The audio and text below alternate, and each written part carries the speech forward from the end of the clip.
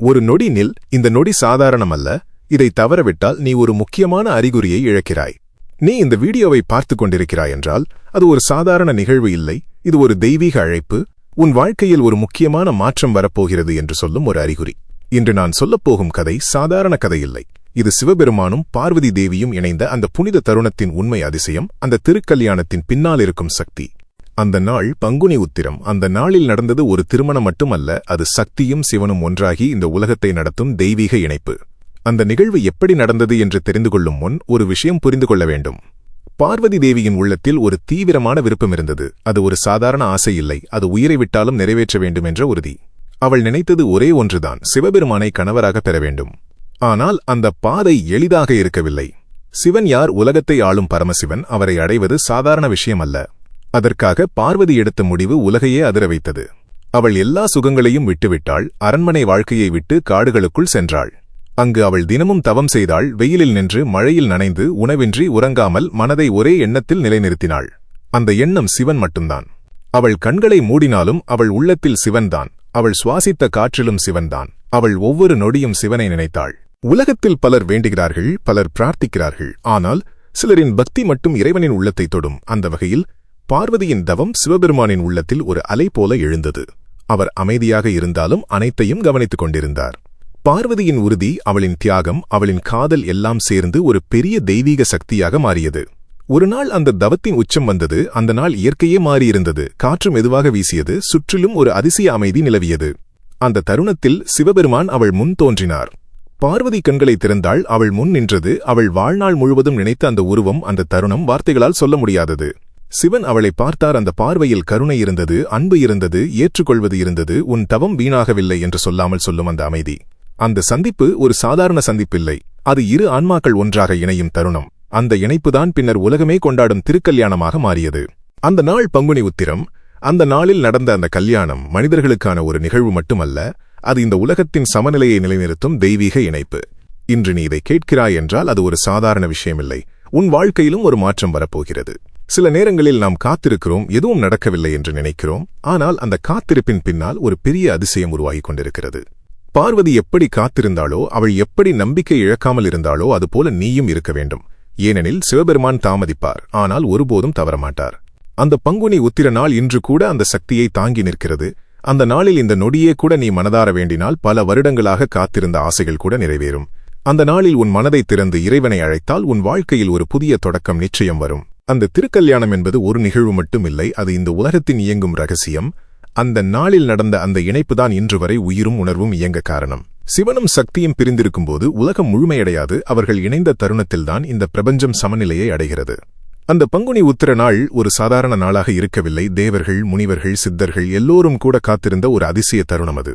அந்த நாளில் பரமசிவன் தனது ஆனந்த நிலையில் இருந்து எழுந்து பார்வதி தேவியை தனது துணைவியாக ஏற்றுக்கொண்டார். அது ஒரு திருமணம் மட்டுமல்ல, அது ஒரு ஏற்றுக்கொள்வது, ஒரு அருள், ஒரு சக்தியின் பிறப்பு. அந்த காட்சி தேவர்கள் கூட பார்த்து வியந்த காட்சி. வானம் முழுவதும் ஒரு தெய்வீக ஒளி பரவியது. அந்த ஒளி சாதாரண ஒளி அல்ல, அது வாழ்வை மாற்றும் ஒளி. அந்த நாளில் நடந்த அந்த திருக்கல்யாணம் மனிதர்களுக்காக ஒரு பெரிய வரம். ஏனெனில் அந்த நாளில் இறைவன் ஒரு வாக்கு கொடுத்தார். யாராவது மனதார இந்த நாளை நினைத்து வேண்டினால் அவர்களின் வாழ்க்கையில் உள்ள தடைகள் அகலும், தடைப்பட்ட காரியங்கள் நடந்தேறும், தாமதமான விஷயங்கள் விரைவாக நடைபெறும். நீ இப்போது இதை கேட்கிறாய் என்றால் அது ஒரு சின்ன விஷயமில்லை. உன் வாழ்க்கையில் கூட ஏதோ ஒன்று தடைப்பட்டிருக்கலாம். நீ எவ்வளவு முயற்சி செய்தாலும் நடக்காமல் இருக்கலாம்.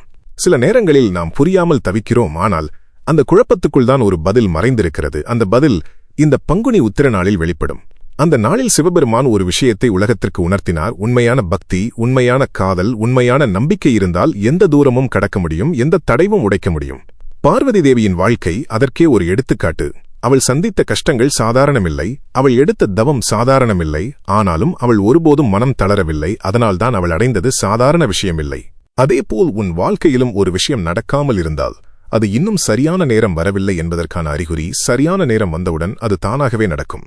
அந்த பங்குனி உத்திர நாள் அந்த சரியான நேரத்தை திறக்கும் ஒரு கதவு போல இருக்கிறது. அந்த நாளில் நீ மனதார இறைவனை அழைத்தால் நீ நீண்ட நாட்களாக காத்திருந்த விஷயம் உன் வாழ்க்கையில் நுழையும். சிலர் இந்த நாளை ஒரு திருவிழா என்று மட்டுமே பார்க்கிறார்கள். ஆனால் உண்மையில் இது ஒரு சக்தி நிறைந்த தருணம். இந்த நாளில் உன் எண்ணங்கள் மிகவும் முக்கியம்.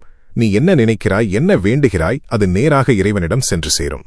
அதனால்தான் அந்த நாளில் மனம் தூய்மையாக இருக்க வேண்டும். கோபமில்லாமல், சந்தேகமில்லாமல், முழு நம்பிக்கையுடன் இறைவனை நினைக்க வேண்டும். நீ இதுவரை சந்தித்த கஷ்டங்கள், துன்பங்கள், ஏமாற்றங்கள் எல்லாம் இந்த ஒரு நாளில் முடிவுக்கு வரக்கூடும். அந்த ஒரு வேண்டுதல் உன் வாழ்க்கையை திருப்பிவிடக்கூடும். பலர் இந்த நாளில் திருமணம் நடக்க வேண்டும் என்று வேண்டுகிறார்கள். சிலர் குழந்தை பாக்கியம் வேண்டுகிறார்கள். சிலர் பணவரவு வேண்டுகிறார்கள். ஆனால் அதைவிட முக்கியமானது மன அமைதி, உள்ளத்தின் அமைதி. அது கிடைத்துவிட்டால் வாழ்க்கையிலெல்லாம் சரியாகும். அந்த பங்குனி உத்திர திருக்கல்யாணம் அந்த அமைதியை தரக்கூடிய சக்தி கொண்டது. நீ இப்போது இந்த கதை கேட்கிறாய் என்றால் அது ஒரு சின்ன விஷயமில்லை. இது ஒரு அறிகுறி. உன் வாழ்க்கையில் ஒரு புதிய அத்தியாயம் தொடங்கப் போகிறது என்று சொல்லும் ஒரு சின்ன சைகை. அந்த நாளை நீ எப்படி பயன்படுத்துகிறாய் என்பது முக்கியம். அந்த நாளில் நீ ஒரு நிமிடம் கூட மனதார இறைவனை நினைத்தால் அது வீணாகாது. அந்த ஒரு நிமிடம் உன் வாழ்க்கையில் ஒரு பெரிய மாற்றத்தை கொண்டு வரும். அந்த ஒரு நாளின் சக்தி பலரின் வாழ்க்கையில் மௌனமாக வேலை செய்து கொண்டிருக்கிறது. அதை நாம் உடனே பார்க்க முடியாமல் இருந்தாலும் அது நிச்சயமாக நடக்கிறது. அதுதான் அந்த திருக்கல்யாணத்தின் மறைந்த அருள். சில நேரங்களில் நாம் எவ்வளவு முயற்சி செய்தாலும் சில விஷயங்கள் நம்மிடம் வந்து சேரவில்லை என்று தோன்றும். ஆனால் உண்மையில் அது நம்மை விட்டு விலகவில்லை. அது சரியான நேரத்தை காத்திருக்கிறது. பங்குனி உத்திரம் அந்த சரியான நேரத்தை திறக்கும் ஒரு விசை போல இருக்கிறது. அந்த நாளில் இறைவனின் அருள் அதிகமாக வெளிப்படும். அந்த அருளை உணரத் தெரிந்தவர்களுக்கு வாழ்க்கை முழுவதும் மாறிவிடும். சிவபெருமான் பார்வதி தேவியை ஏற்றுக்கொண்ட அந்த தருணம் ஒரு பெண்ணின் பக்தி எவ்வளவு உயர்ந்த நிலையை அடைய முடியும் என்பதற்கான சான்று. அதே நேரத்தில் இறைவன் தனது பக்தரை ஒருபோதும் கைவிட மாட்டான் என்பதற்கான உறுதி. நீ எவ்வளவு தூரம் சென்றாலும் எவ்வளவு சோர்ந்து போனாலும் உன் உள்ளத்தில் ஒரு நம்பிக்கை இருந்தால் அந்த நம்பிக்கை உன்னை மீண்டும் எழுப்பும். அந்த நம்பிக்கையே இறைவன். அந்த நாளில் நடந்த திருக்கல்யாணம் ஒரு காதல் கதை மட்டுமல்ல. அது ஒரு ஆன்மீக பயணம், ஒரு தியாகத்தின் வெற்றி, ஒரு நம்பிக்கையின் நிறைவு. இன்று பலர் வாழ்க்கையில் தடைப்பட்டு நிற்கிறார்கள். முன்னே செல்ல முடியாமல் தவிக்கிறார்கள். அதற்கு காரணம் அவர்களின் சக்தி குறைவாக இருப்பதல்ல, அவர்களின் மனதில் நம்பிக்கை குறைவாக இருப்பது. பங்குனி உத்திரம் அந்த நம்பிக்கையை மீண்டும் எழுப்பும் நாள். அந்த நாளில் நீ உன் உள்ளத்தில் இருந்த பயங்களையெல்லாம் விடுவித்தால் நீயே உன்னை புதிய மனிதராக உணர்வாய். சிலர் வாழ்க்கையில் நடந்த காயங்களை மறக்க முடியாமல் இருக்கிறார்கள். அந்த நினைவுகள் அவர்களை தினமும் வலிக்க வைக்கிறது. ஆனால் அந்த வலியையும் இந்த நாளில் விட முடியும். ஏனெனில் அந்த திருக்கல்யாணம் இணைப்பின் சக்தி அது உடைந்த உள்ளங்களையும் கூட மீண்டும் இணைக்கக்கூடியது. நீ எத்தனை முறை தோற்றிருந்தாலும் அது முக்கியமில்லை. நீ இன்னும் நம்பிக்கை வைத்திருக்கிறாயா என்பதுதான் முக்கியம். அந்த பங்குனி உத்திர நாள் உன் வாழ்க்கையில் ஒரு புதிய வாய்ப்பை திறக்கிறது. அந்த வாய்ப்பை நீ ஏற்றுக்கொண்டால் உன் வாழ்க்கை மாறிவிடும். அந்த நாளில் நீ செய்ய வேண்டியது மிகவும் எளிது, ஆனால் அதே நேரத்தில் மிகவும் சக்தி வாய்ந்தது. அது மனதார இறைவனை நினைப்பது, உன் உள்ளத்தை திறந்து உன் கஷ்டங்களை அவரிடம் ஒப்படைப்பது.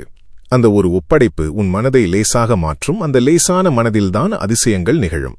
சிவபெருமான் உன் வாழ்க்கையை உடனே மாற்றாமல் இருக்கலாம். ஆனால் அவர் உன்னை சரியான பாதைக்கு அழைத்துச் செல்வார். அந்த பாதையில் நடந்தால் நீ தேடிய எல்லாம் உன்னிடம் வந்து சேரும். அந்த திருக்கல்யாணத்தின் அருள் ஒரு நாளுக்கு மட்டுமல்ல, அதை உணர்ந்தவர்களின் வாழ்க்கையில் என்றும் இருக்கும். அது ஒரு பாதுகாப்பு, ஒரு வழிகாட்டி, ஒரு உறுதி. நீ இந்த தருணத்தில் இருக்கிறாய் என்றால் அது ஒரு காரணத்திற்காகத்தான். இந்த வார்த்தைகள் உன்னிடம் வந்து சேர்ந்தது ஒரு சின்ன விஷயமில்லை. இது ஒரு தெய்வீக திட்டம், உன் வாழ்க்கையை ஒரு புதிய திசையில் கொண்டு செல்லும் ஒரு அழைப்பு. அந்த அழைப்பை நீ ஏற்கிறாயா இல்லை விட்டுவிடுகிறாயா என்பதுதான் இப்போது முக்கியம். ஏனெனில் சில வாய்ப்புகள் ஒருமுறைதான் வரும். அந்த வாய்ப்பை தவறவிட்டால் மீண்டும் காத்திருக்க வேண்டிய நேரம் வரும். ஆனால் நீ அதை இப்போது ஏற்றுக்கொண்டால் உன் வாழ்க்கையில் மாற்றம் ஆரம்பமாகும் மெதுவாக. ஆனால் நிச்சயமாக அந்த மாற்றம் உன்னை நீ நினைத்த இடத்திற்கே கொண்டு செல்லும். இப்போது ஒரு நொடி அமைதியாக இரு. உன் சுவாசத்தை உணர், உன் உள்ளத்தை கீழ். இந்த வார்த்தைகள் வெறும் கதையாக இல்லை, உன் வாழ்க்கையை தொடும் ஒரு உண்மை, ஒரு அழைப்பு. பங்குனி உத்திரம் என்பது காலண்டரில் வரும் ஒரு நாள் மட்டுமல்ல. அது உன் வாழ்க்கையில் ஒரு கதவை திறக்கும் தருணம். அந்த கதவு திறந்திருக்கும் போது நீ என்ன செய்கிறாய் என்பதுதான் உன் எதிர்காலத்தை முடிவு செய்யும். நீ இதுவரை சந்தித்த துன்பங்கள், நீ யாரிடமும் சொல்லாமல் தாங்கிக் கொண்ட வேதனைகள், உன் மனதில் புதைத்து வைத்த காயங்கள் எல்லாம் இந்த ஒரு நாளில் மெதுவாக கரைந்து போக ஆரம்பிக்கலாம். நீ அதற்கு அனுமதி கொடுத்தால். இறைவன் எப்போதும் நம்மிடம் இருக்கிறான், ஆனால் நாம் அவனை உணராமல் இருக்கிறோம். சில தருணங்களில் மட்டும் அந்த உணர்வு நமக்கு கிடைக்கும். பங்குனி உத்திரம் அந்த மாதிரியான ஒரு தருணம். அந்த நாளில் நீ உன் மனதை முழுவதும் திறந்து எந்த தயக்கமும் இல்லாமல், எந்த பயமும் இல்லாமல் இறைவனை அழைத்தால் அந்த அழைப்பு வெறுமனே போகாது. அது கேட்கப்படும், அது ஏற்றுக்கொள்ளப்படும். சிவபெருமான் பார்வதி தேவியை ஏற்றுக்கொண்ட அந்த திருக்கல்யாணம் உனக்கும் ஒரு செய்தி சொல்கிறது. உன் வாழ்க்கையில் எவ்வளவு தாமதம் இருந்தாலும் அது நிராகரிப்பல்ல, அது தயாரிப்பு. உன்னை இன்னும் சிறந்த நிலைக்கு கொண்டு செல்லும் ஒரு பயணம். நீ இப்போது எங்கே இருக்கிறாய் என்பது முக்கியமில்லை, நீ எங்கே போகிறாய் என்பதுதான் முக்கியம். அந்த பாதையில் உன்னை வழிநடத்தும் சக்தி உன்னுடன் இருக்கிறது. அந்த நாளில் ஒரு சிறிய நேரம் எடுத்துக்கொண்டு உன் கண்களை மூடி சிவபெருமானை நினை, பார்வதி தேவியை நினை. அவர்களின் திருக்கல்யாணத்தை உன் உள்ளத்தில் உணர். அந்த இணைப்பின் சக்தி உன் வாழ்க்கையிலும் வேலை செய்ய ஆரம்பிக்கும். உன் மனதில் இருக்கும் ஒரு வேண்டுதலை தெளிவாகச் சொல்லு. அது எவ்வளவு சின்னதாக இருந்தாலும் பரவாயில்லை, அது எவ்வளவு பெரியதாக இருந்தாலும் பயப்பட வேண்டாம். ஏனெனில் அந்த அருள் எல்லாவற்றையும் தாண்டி செல்லும். அந்த நாளில் நீ உண்மையாக நம்பினால் உன் வாழ்க்கையில் ஒரு மாற்றம் ஆரம்பமாகும். அது உடனே தெரியாமல் இருக்கலாம், ஆனால் சில நாட்களில், சில வாரங்களில் நீயே உன்னிடம் ஒரு மாற்றத்தை உணர்வாய். உன் மனம் லேசாக இருக்கும், உன் சிந்தனை தெளிவாக இருக்கும், உன் பாதை மெதுவாக திறந்து கொண்டு வரும். அதுதான் அந்த திருக்கல்யாணத்தின் அருள். அது வெளியில் மட்டும் நடக்கவில்லை, அது உன் உள்ளத்திலும் நடக்கிறது. சிவனும் சக்தியும் இணைந்தது போல உன் உள்ளத்தில் இருக்கும் பயமும் நம்பிக்கையும் இருளும் ஒளியும் எல்லாம் சமநிலைக்கு வரும். அதுதான் உண்மையான மாற்றம், அதுதான் உண்மையான ஆசீர்வாதம். இப்போது இந்த நொடி நீ ஒரு முடிவு எடு. இந்த தருணத்தை சாதாரணமாக விட்டுவிடாமல் அதை ஒரு புதிய தொடக்கமாக ஏற்றுக்கொள். உன் வாழ்க்கையை மாற்றும் அந்த ஒரு அடியை இப்போது எடு. இறைவன் உன்னை இங்கு கொண்டு வந்திருக்கிறார் என்றால் அவர் உன்னை வெறுமனே விடமாட்டார். அவர் உன்னுடன் இருப்பார், உன்னை நடத்துவார், உன்னை காப்பார். அந்த நம்பிக்கையை பிடித்துக்கொண்டு இரு. அந்த நம்பிக்கைதான் உன் வாழ்க்கையை மாற்றும். அந்த மாற்றம் மெதுவாக உன் வாழ்க்கையில் வெளிப்பட ஆரம்பிக்கும். நீ அதை கவனிக்காமல் இருக்கலாம், ஆனால் உன் உள்ளத்தில் ஏதோ ஒன்று அமைதியாக மாறிக்கொண்டே இருக்கும். அந்த அமைதிதான் இறைவனின் முதல் அருள். பலர் அதிசயம் என்றால் உடனே பெரிய மாற்றம் நடக்க வேண்டும் என்று நினைக்கிறார்கள். ஆனால் உண்மையான அதிசயம் உள்ளத்தில்தான் ஆரம்பிக்கிறது. மனதில் இருக்கும் குழப்பம் மெதுவாக தெளிவாக மாறும், பயம் மெதுவாக குறையும், நம்பிக்கை மெதுவாக அதிகரிக்கும். அந்த மாற்றம்தான் உன்னை அடுத்த நிலைக்கு அழைத்துச் செல்லும். அந்த நிலைதான் பங்குனி உத்திரத்தின் உண்மையான அருள்.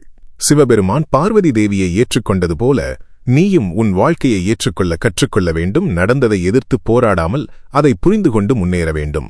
ஏனெனில் சில நேரங்களில் நாம் இழந்தது நஷ்டமல்ல, அது ஒரு பாடம். அந்த பாடம்தான் நம்மை சரியான பாதைக்கு கொண்டு செல்லும். அந்த திருக்கல்யாணம் ஒரு விஷயத்தை நமக்கு உணர்த்துகிறது. வாழ்க்கையில் நடப்பதெல்லாம் ஒரு காரணத்திற்காகத்தான். அந்த காரணம் இப்போது புரியாமல் இருக்கலாம், ஆனால் சரியான நேரத்தில் அது தெளிவாக தெரியும். அதுவரை நீ உன் மனதை அமைதியாக வைத்துக்கொண்டு உன் நம்பிக்கையை கைவிடாமல் இருக்க வேண்டும். ஏனெனில் அந்த நம்பிக்கைதான் உன்னை இறைவனுடன் இணைக்கும் பாலம். அந்த பாலம் ஒருமுறை வலுவாக ஆனதும் உன் வாழ்க்கையில் எந்த புயலும் உன்னை குலைக்க முடியாது. நீ நிலையாக நிற்பாய், உறுதியாக முன்னேறுவாய், உன் வாழ்க்கையில் நல்லது நடக்கிறது என்று நீயே உணர ஆரம்பிப்பாய். இப்போ இந்த நொடி நீ எதையும் செய்யாமல் இருக்காதே. இந்த வார்த்தைகள் உன் மனதை தொட்டிருந்தால் அது ஒரு சின்ன விஷயமில்லை, அது ஒரு அழைப்பு. அதை நீ தவறவிடக்கூடாது. உன் வாழ்க்கையில் நீ எதிர்பார்த்த பதில் இன்னும் வரவில்லை என்று நினைத்திருக்கலாம், ஆனால் அந்த பதில் வந்து கொண்டே இருக்கிறது. நீ அதை உணரத் தயாராக இருக்க வேண்டும். பங்குனி உத்திரம் என்பது ஒரு நாளின் பெயர் அல்ல, அது உன் வாழ்க்கையில் ஒரு திருப்பத்தின் பெயர். அந்த திருப்பத்தை நீ இப்போது ஏற்றுக்கொண்டால் உன் வாழ்க்கை மெதுவாக மாற்றமடையும். நீ எவ்வளவு தூரம் சென்றாலும் எவ்வளவு சோர்ந்து போனாலும் உன்னை விட்டுவிடாமல் காத்திருக்கும் ஒரு சக்தி இருக்கிறது. அந்த சக்திதான் சிவபெருமான், அந்த அன்புதான் பார்வதி தேவி. அவர்களின் திருக்கல்யாணம் உனக்கு ஒரு உண்மை சொல்லுகிறது. சரியான நேரத்தில் சரியான மனிதர்கள், சரியான வாய்ப்புகள் எல்லாம் உன் வாழ்க்கையில் வந்து சேரும். அதுவரை நீ உன் நம்பிக்கையை கைவிடாதே, உன் மனதை உடைக்காதே. இப்போது உன் உள்ளத்தில் ஒரு சிறிய குரல் எழுந்திருக்கலாம். அந்த குரல்தான் உன் ஆன்மா. அது உன்னிடம் சொல்கிறது, நம்பு, இன்னும் கொஞ்சம் நம்பு என்று. அந்த குரலைக் கேள், அதை அடக்காதே. இந்த தருணத்தில் உன் கண்களை ஒரு நொடி மூடி உன் மனதில் இருக்கும் ஒரு வேண்டுதலை நினை. அதை இறைவனிடம் ஒப்படை. எந்த சந்தேகமும் இல்லாமல், எந்த பயமும் இல்லாமல் முழு நம்பிக்கையுடன் ஒப்படை. அந்த ஒரு ஒப்படைப்பு உன் வாழ்க்கையில் ஒரு புதிய அத்தியாயத்தை தொடங்கும். நீ இதை பார்த்து கொண்டிருப்பது சாத்தியமானதல்ல, இது திட்டமிட்டது, உன் வாழ்க்கையை மாற்றும் ஒரு தெய்வீக திட்டம். அதை ஏற்றுக்கொள், அதை நம்பு, அந்த நம்பிக்கையோடு முன்னேறு. இன்றிலிருந்து நீ வேறொரு மனிதன், வேறொரு நிலை, வேறொரு பாதை. உன் வாழ்க்கையில் நல்லது நடக்கப் போகிறது. அதை யாராலும் தடுக்க முடியாது, ஏனெனில் அது இறைவன் எழுதிய பாதை. அந்த பாதையில் நீ நடந்து கொண்டே போ. ஒவ்வொரு அடியிலும் அவர் உன்னுடன் இருப்பார், உன்னை வழிநடத்துவார், உன்னை பாதுகாப்பார். இந்த நொடியை நினைவில் வை, இந்த உணர்வை மறக்காதே, ஏனெனில் இதுவே உன் வாழ்க்கையின் மாற்றம் தொடங்கிய தருணம். இந்த வீடியோ உன்னை கண்டுபிடித்தது என்றால் உன் வாழ்க்கையில் மாற்றம் ஆரம்பமாகிவிட்டது. என் அன்பு உள்ளங்களே, இந்த தெய்வீக வார்த்தைகள் உன் மனதை ஒரு நொடி கூட தொட்டிருந்தால் இது சாதாரணம் இல்லை. இது உன்னை நோக்கி வந்த இறைவனின் அருள் அழைப்பு. உன் வாழ்க்கையில் நல்லது நடக்கப் போகிறது என்று நீ உண்மையாக நம்பினால் அந்த நம்பிக்கையை இப்போது உறுதியாக பிடித்துக்கொள்.